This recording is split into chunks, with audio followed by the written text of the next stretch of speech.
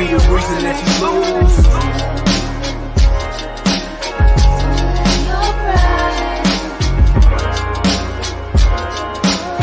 Don't let pride be the reason that you lose.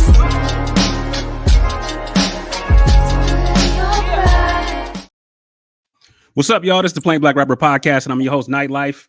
I am joined today by a very dear friend of mine's, more like a brother, actually, because, we've been up and down the road with a bunch of stuff, man, and he is like one of the most amazing people that you probably would ever want to be around, because of a lot of the things he does, man, and just being a bright light. So, I wanted to go ahead and introduce my brother, Nathan Dill, aka I-80, to the podcast. So y'all doing, man? Appreciate that little intro. Felt heartfelt. Nah, I appreciate you, man. So today, man, this is episode 63. Today we're gonna kind of focus this around anxiety. I know that I've alluded to the fact that I was gonna have Nathan on my podcast. I don't really have a lot of guests here, but today I've really felt that it's important to have a guest because of what we're going to be talking about, because a lot of people experience it. I experience it myself, just to a lesser degree, but when we're talking about anxiety, it's no better person to go to be able to kind of chart the experience and let people know what's going on than Nate, because he's been undergoing this for a while. So just as far as anxiety is concerned, if you can, just kind of take me back to where like it kind of may have started for you. For me, it started. I mean, the very first time it started was through my divorce. So that's how far it goes back. But I was able to manage it a lot easier. So going through a nasty divorce, getting my kids taken away, courts taking everything away from me and saying, you can only see your kids this time. You got to pay your ex-wife this amount of money. Just basically like, kind of felt like the freedom that I had a lot of it was taken away at that time, which I controlled everything I wanted to do at that time. So that's when it first started. Yeah, because I mean, as far as you're an MC, and you rock in front of people, and you are a World Series of poker player, like all of these things that you have to be in front of people all of the time, and to have this crippling anxiety.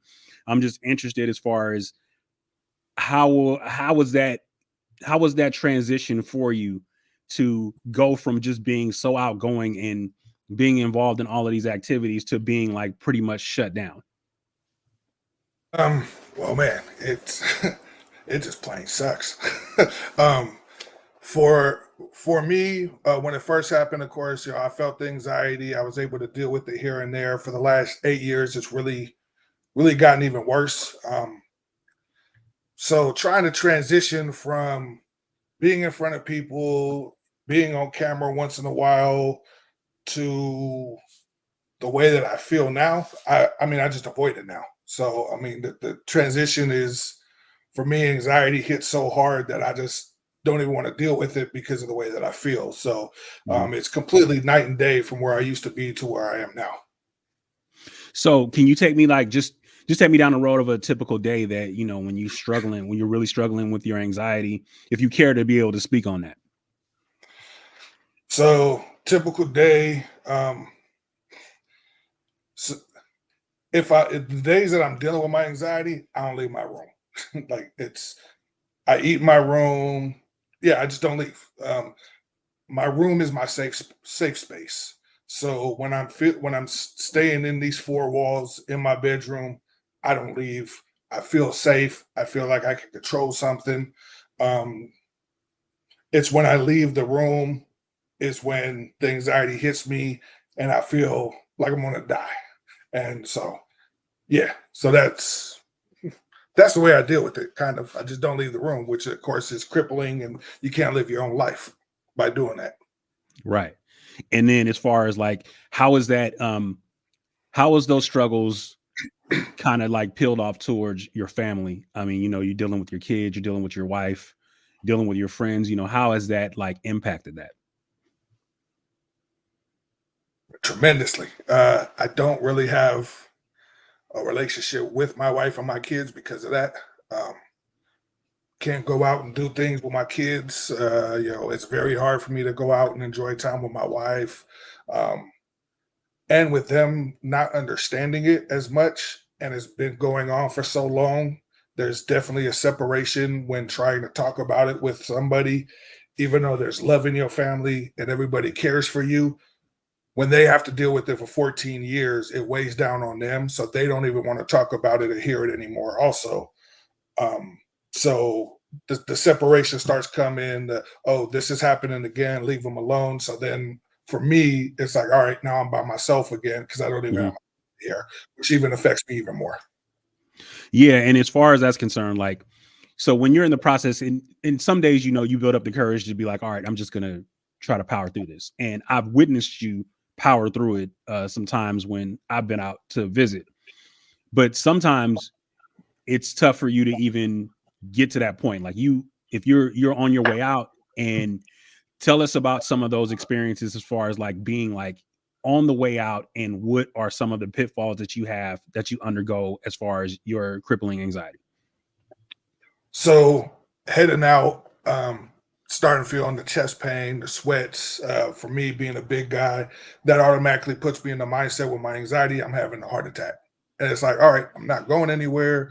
I'll end up going to the ER. Like they know my damn name in the ER. So many times I show up. So and so that's the first part. Sometimes I'll be able to push through that, and then I'll start driving to wherever I gotta go, and then I'll start moving. Then it starts to increase because I'm away from the area that I'm used to. Mhm. So the further that I get away from where I'm feeling comfortable, the more the anxiety increases, which puts me in that panic mode that something serious is wrong with me and I'm going to die. Right. So as far as what are some of the coping mechanisms that you have? What are some of the things that you do to kind of counteract that? Is there activities that you're involved in? Are you involved in programs? What are some of the things that you do to kind of, counteract what's going on? So I do see a therapist. I'm trying do see a therapist. I have breathing techniques. I do a little bit of meditation. Yoga has helped me with the meditation a little bit here and there.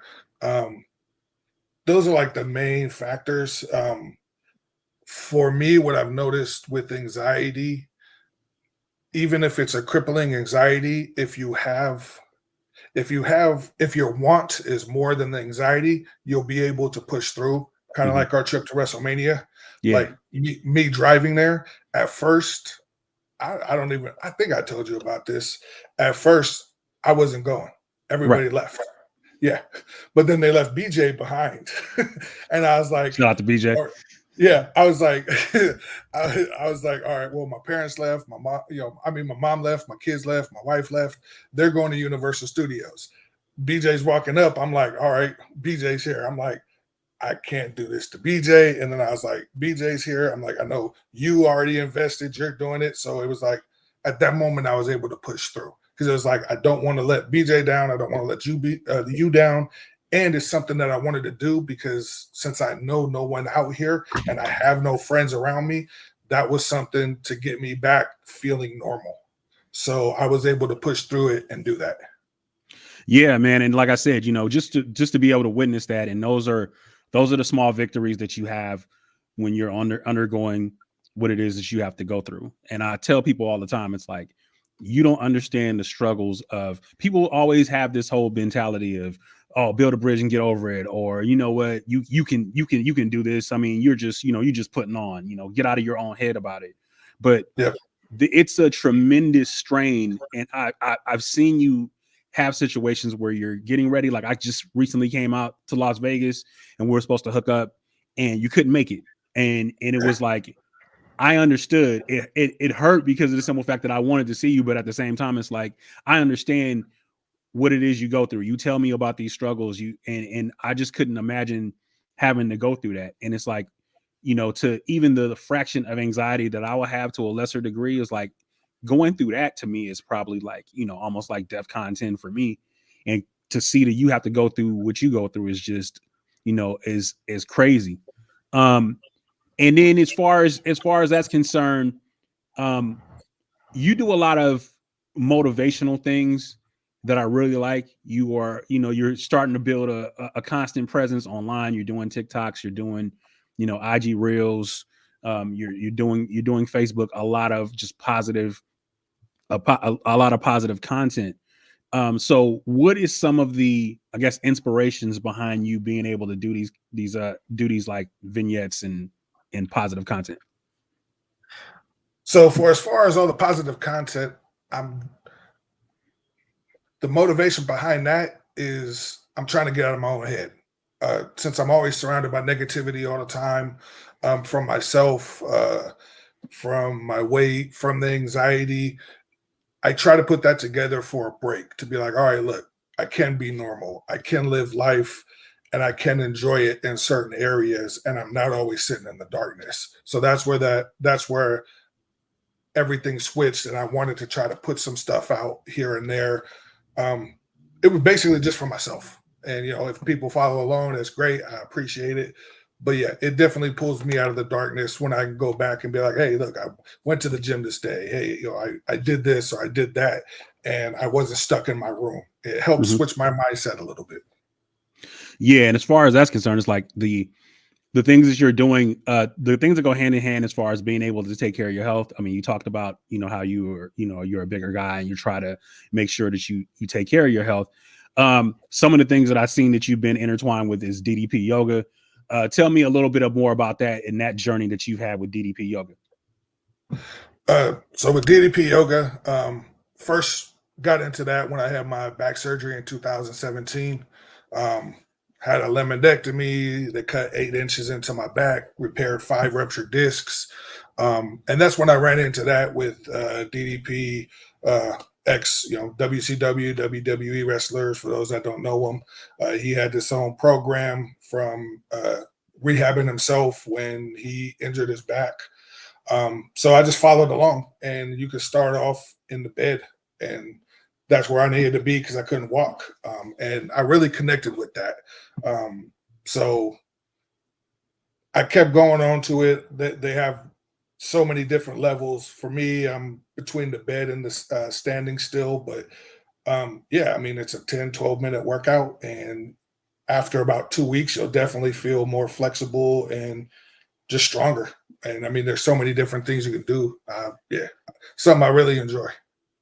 Yeah, and for those who don't know who DDP is Diamond Dallas Page, former WCW champion, former WWE wrestler, as Nate said, and his program has helped countless wrestlers that have gone through substance abuse programs. I mean, going through substance abuse issues, that have gone through injuries, that have gone through all types of things, and have helped them to rehabilitate themselves. All of the people that you see that have struggles that are names that we grew up with generally will go through DDP yoga and to be able to rehabilitate themselves. So real shout out to DDP for that, because that's just it's amazing to see how many people go through that program and how many people go through that journey. And I know that for we have the same struggles with start and stop. Like we'll get on a roll and then something will just be like get in the way, and then it's almost like we have to start over again from scratch. And that's really, you know, it's depressing in a sense, but at the same time, it's just being human. So tell me about, you know, as far as going through the start and the stop and how you actually are feeling about that. So I'm actually on a stop right now, which sucks. For the last 2 weeks, I've only gotten one workout in. I've done the DDP stuff every day because it's only 10 minutes long. So I mean, that's kind of easy to fit in your schedule no matter what. But I also got to push myself just to do it. But as Mhm. far as like hitting the gym and just trying to get out of my comfort zone, um, yeah, Monday 2 weeks ago was the last time I went there. So I forgot the damn question. No, I would just ask you as far as, what are you doing as far as to kind of counteract the start and stop? And does that kind of mess with you a little bit when you have Oh these yeah, situations where you be on the roll and then all of a sudden, man, it's just like, oh, well, something happened for you to shut it down. yeah. Okay, yeah, yeah. Man, when you're starting something and you're feeling good about yourself and you're seeing some positive, just yourself being positive through the whole thing and seeing some changes, and then something hits you and it stops. It's honestly, when you deal with the depression, anxiety, it's one of the worst feelings in the world. Um, because you're feeling good about yourself and you're like, okay, I went to the gym for 3 weeks in a row and I've done my DDP and DDPY and I've eaten right and I'm seeing something, I'm feeling good. And something that is out of your control comes and hits you and stops you, like it did for me for the last 2 weeks. It's it's just a horrible feeling and you feel like giving up. Like you don't want to go back and do it anymore. Mhm. For me, with the things that I suffer from, it could be something as small as an argument with my wife. And Mhm. because the argument with my wife happens, it's like, why keep going? Why try? Because I got to deal with the bullshit in my house.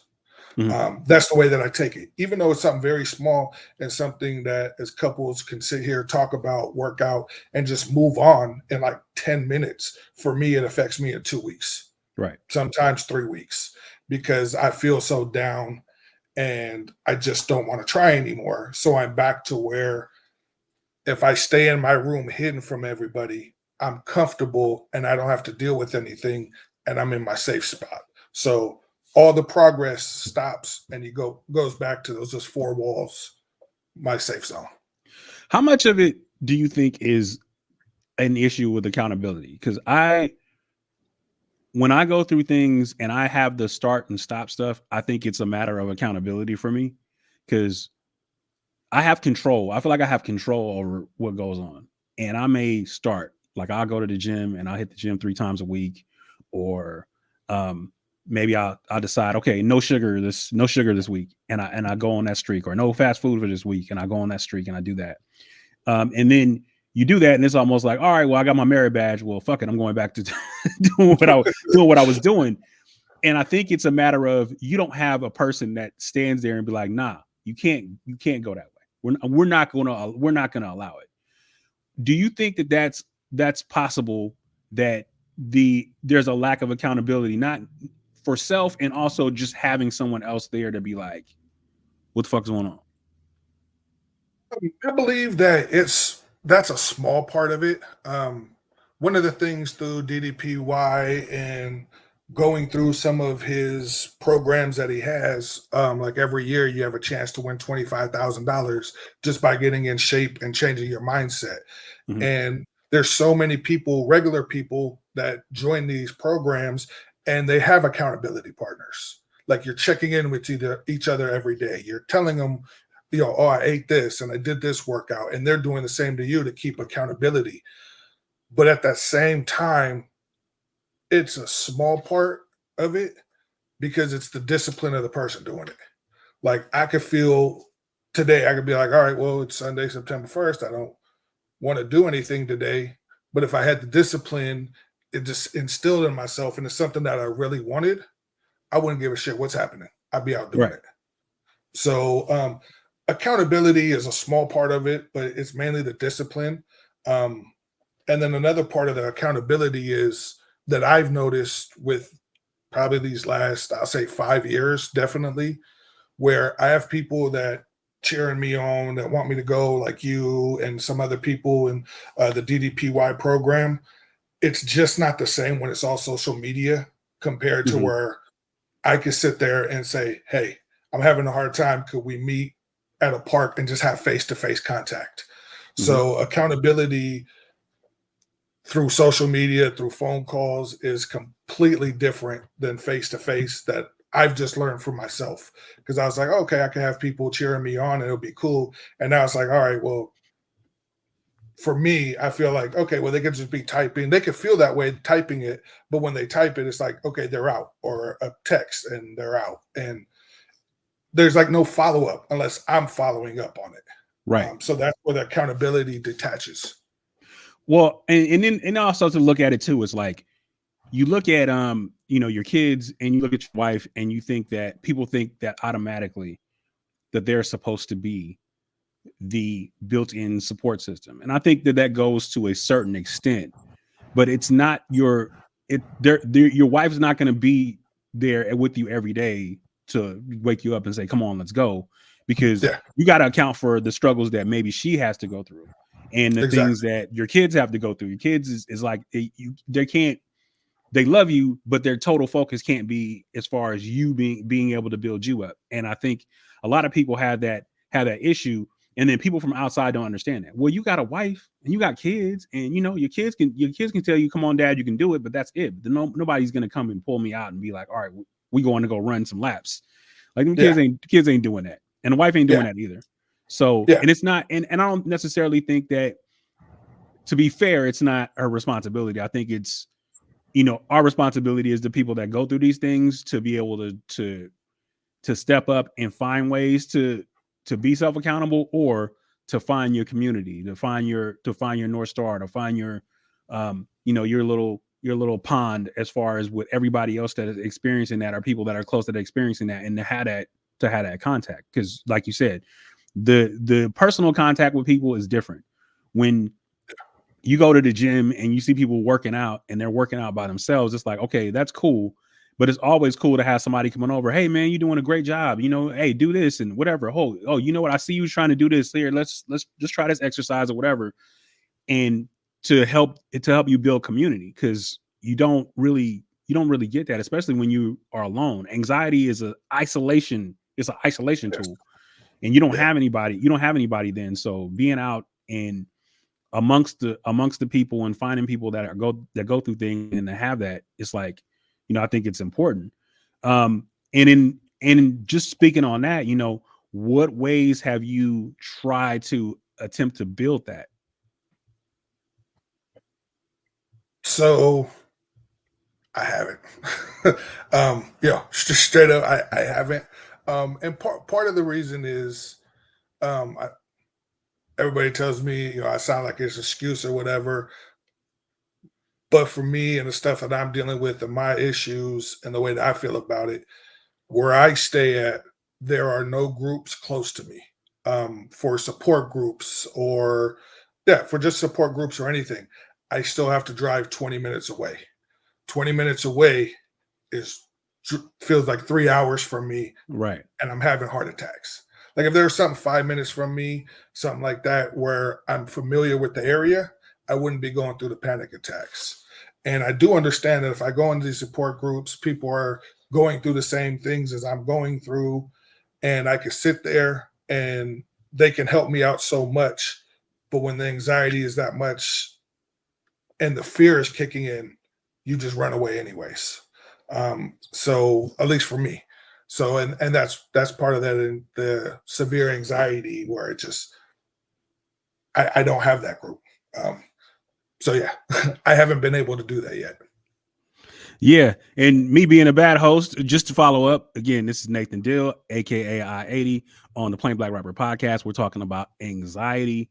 It's been a great conversation so far, and like I said before, it's like when you have somebody that's dealing with it in real time and you get to see them, and kind of the rough thing about that is when you're sometimes online and you have like the moments where you crash out and you feel like that's your only expression to get people to understand where you're coming from.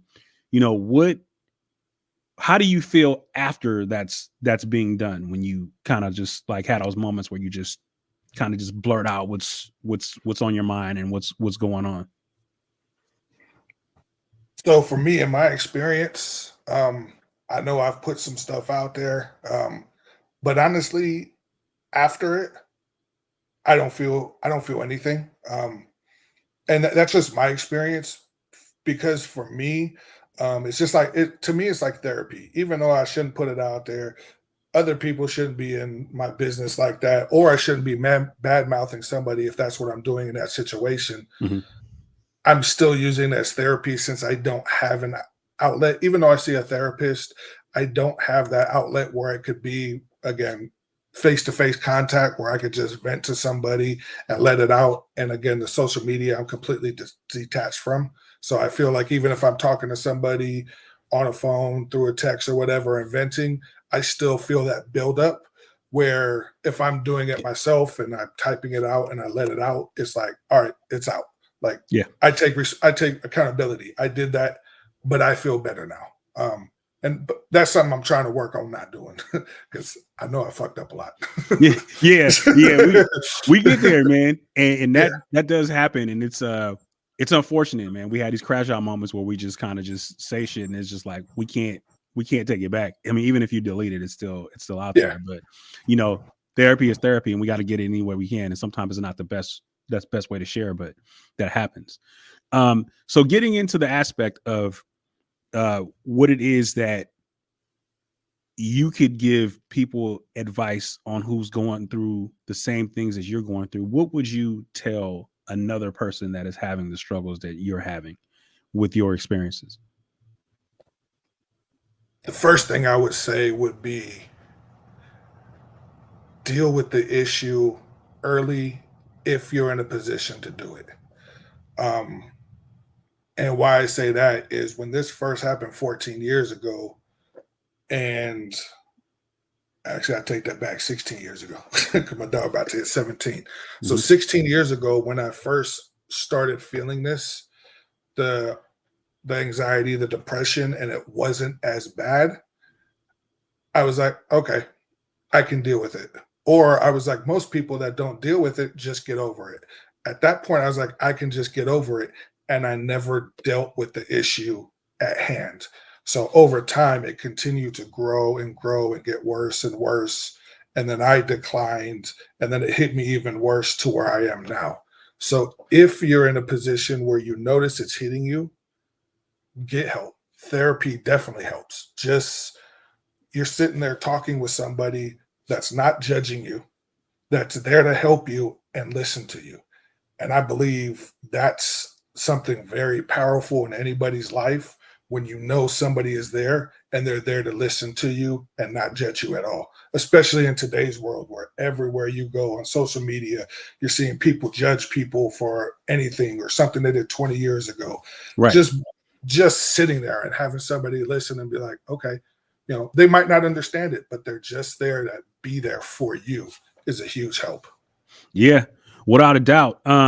The one thing I can say is this, man, is you've been going through this for 16 years, but there's a positive and a negative to that. The positive being is that you're still here after 16 years of going through it. You're still present, and you still find your pockets of sunshine and stuff like that with day-to-day life. And I think you do a really good job with showcasing that and sharing that with others. And I'm really hoping that you continue to push through and you eventually break through to the point where this is to a lesser degree, so where you can enjoy life more. And that whole thing is it's really hard when it creates a wedge between you and your family. And I'm hoping that the gap will be closed just by your continued work. And I think that if you start to speak out and you start to help people, that this will help you in turn. So you find people that go through the same struggles, talk to them about it, be there kind of just compass to be like, don't fall in the holes that I fell in. And I think that that's going to help out a lot, because when I'm helping people with stuff that I struggle with, I feel better afterwards because there's a lot of tools and stuff that I built up for myself. But I really want to thank you for coming through, man. This has been a great conversation. Just to let y'all know, just to same shameless plug, if you want to contribute to the Plain Black Rapper podcast, my Cash App, $Nytelife 3200, and up in the right hand corner over here, there is a QR. If you scan that QR, it takes you to the merch station, so where you can pick up one of these nice Plain Black Rapper shirts, which I happen to have. The logo is green, so I have a green screen, so it's not showing very well. But you can purchase shirts, you can purchase Nytelife shirts, you can purchase a mug, whatever it is that you purchase will go back into helping this content develop further. And subscribe to the YouTube, because most importantly that's how we continue to thrive. But we're gonna go ahead and roll up out of here, man. Is there any parting thoughts that you'd like to give to people, man, before you get out? Man, just live life when you can, because you never know when life's going to just stop you, and it doesn't even mean that life's ending for you, and you're sitting 6 feet deep. Because like me right now, life is ended in certain parts, and I'm trying to get back to living it. So enjoy it while you can, and be happy. All right. Love you, brother, and appreciate you. We're going to roll out. Difficult roads often lead to most beautiful destinations. Shoot your shot. Go for the win. You might make it. Peace.